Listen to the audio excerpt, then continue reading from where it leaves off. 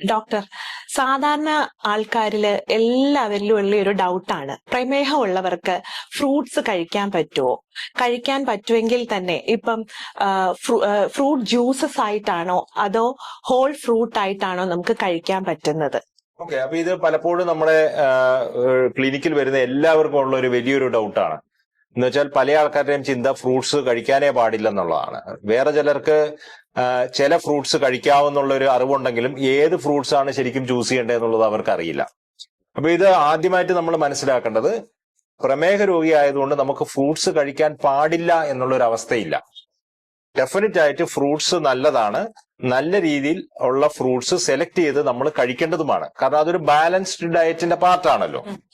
അപ്പോ പ്രധാനപ്പെട്ട ചോദ്യം, നമ്മൾ ഇവിടെ ഫ്രൂട്ട്സ് സെലക്ട് ചെയ്യുമ്പോൾ നമ്മൾ അറിഞ്ഞിരിക്കേണ്ട സയൻസ് എന്താണെന്നുള്ളതാണ്. അപ്പൊ ഒന്ന്, ഈ ഗ്ലൈസീമിക് ഇൻഡെക്സും ഗ്ലൈസീമിക് ലോഡും ഇത് നമ്മൾ അറിഞ്ഞിരിക്കണം. എന്ന് വെച്ചാൽ ഏതെങ്കിലും ഒരു പദാർത്ഥം നമ്മൾ കഴിക്കുമ്പോൾ എത്ര പെട്ടെന്ന് ഷുഗർ കൂടുന്നു എന്നുള്ളതാണ് ഗ്ലൈസീമിക് ഇൻഡെക്സ്. അതിന്റെ കൂടെ തന്നെ വരുന്ന ഒരു സാധനമാണ് ഗ്ലൈസീമിക് ലോഡ്. ഗ്ലൈസീമിക് ലോഡ് എന്ന് പറഞ്ഞാൽ പലപ്പോഴും നമ്മളൊരു ഫ്രൂട്ട് മുഴുവനായിട്ട് കഴിക്കുന്ന ഒരു സാഹചര്യം പലപ്പോഴും ഉണ്ടാവില്ല. ഫോർ എക്സാമ്പിൾ ഒരു തണ്ണിമത്തൻ, അത് നമ്മൾ ഫുള്ളായിട്ട് നമ്മളൊരു തണ്ണിമത്തൻ കഴിക്കാൻ സാധ്യതയില്ല. അപ്പൊ അതിന്റെ ഗ്ലൈസീമിക് ഇൻഡെക്സ് ഹൈ ആണെങ്കിലും ഗ്ലൈസീമിക് ലോഡ് കുറച്ച് കുറവാണ്. അപ്പൊ അതിൽ പോർഷൻ കൺട്രോൾ ചെയ്താൽ മതി. അപ്പൊ ആദ്യം നമുക്ക് വരാം, ഏറ്റവും ബെസ്റ്റ് ഫ്രൂട്ട്സ് എന്തൊക്കെയാണ് എന്നുവെച്ചാൽ ലോ ഗ്ലൈസീമിക് ഇൻഡെക്സും ലോ ഗ്ലൈസീമിക് ലോഡും ഉള്ള ഫ്രൂട്ട്സിനെ കുറിച്ചാണ്. അപ്പൊ ഏറ്റവും ബെസ്റ്റ് ഫ്രൂട്ട്സ് ആയിട്ട് നമ്മൾ പറയുന്നത് പേരയ്ക്ക, ഗോവ, 2 ആപ്പിൾസ്, പ്രത്യേകിച്ച് ഗ്രീൻ ആപ്പിൾസ്, 3 ഓറഞ്ചസ്. ഇതെല്ലാം നല്ല ഫ്രൂട്ട്സിന്റെ ഗ്രൂപ്പിൽ പെടുന്നതാണ്. അതിനോടനുബന്ധിച്ച് തന്നെയുള്ള ഒരു കുറച്ചും കൂടി എക്സോട്ടിക് ആയിട്ടുള്ള ഒരു ഫ്രൂട്ടാണ് അവക്കാഡോ. അപ്പോ അവക്കാഡോ ഇഷ്ടമുള്ളവർക്ക് അതിനും വളരെ ലോ ഗ്ലൈസീമിക് ഇൻഡെക്സ് ആണ്, ഷുഗർ സ്പൈക്സ് ഉണ്ടാവത്തില്ല. അപ്പൊ ഈ ഫ്രൂട്ട്സിന്റെയൊക്കെയുള്ള ഒരു ഗുണം എന്ന് വെച്ചാൽ ലോ ഗ്ലൈസീമിക് ഇൻഡെക്സുമാണ്, ഇഷ്ടംപോലെ ഫൈബറും ഉണ്ട്. അതുകൊണ്ട് ഈ ഫ്രൂട്ട്സ് കഴിക്കുന്നതുകൊണ്ട് പെട്ടെന്ന് ഷുഗർ സ്പൈക്ക് ഉണ്ടാവത്തില്ല. ഇതിന്റെ അർത്ഥം ഇതിന്റെ അകത്ത് സ്പൈക്കേ ഉണ്ടാവില്ലെന്നുള്ളതല്ല. നമ്മളിപ്പോ ഒരു ദിവസം ഇരുന്ന് ഒരു 10 ഓറഞ്ച് ഒറ്റയടിക്ക് കഴിച്ചാൽ ഒരു ഷുഗർ സ്പൈക്ക് ഡെഫിനറ്റ്ലി ഉണ്ടാവും. അപ്പൊ ഇത് മോഡറേഷനിലായിരിക്കണം, പോർഷൻ കൺട്രോൾ ആയിരിക്കണം. പക്ഷെ ഈ ഫ്രൂട്ട്സ് പൊതുവെ നല്ല ഫ്രൂട്ട്സ് എന്ന് നമുക്ക് വേണമെങ്കിൽ പറയാം. അതിന്റെ കൂടെ തന്നെ ഉള്ളതാണ് ബെറീസ്, ഈ സ്ട്രോബെറീസ്, ബ്ലൂബെറീസ്. ഇതിനകത്തൊക്കെ ഇഷ്ടംപോലെ നല്ല വൈറ്റമിൻസും കാര്യങ്ങളും ഒക്കെ ഉണ്ട്, ആന്റി ഓക്സിഡന്റ്സ് ഉണ്ട്, ലോ ഗ്ലൈസീമിക് ഇൻഡെക്സ് ഫ്രൂട്ട്സ് ആണ്.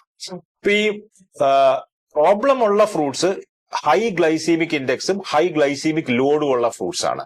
അതിന്റെ അകത്ത് ഏറ്റവും ടോപ്പിൽ വരുന്നതാണ് ബനാനാസ്, അല്ലെങ്കിൽ പഴങ്ങള്.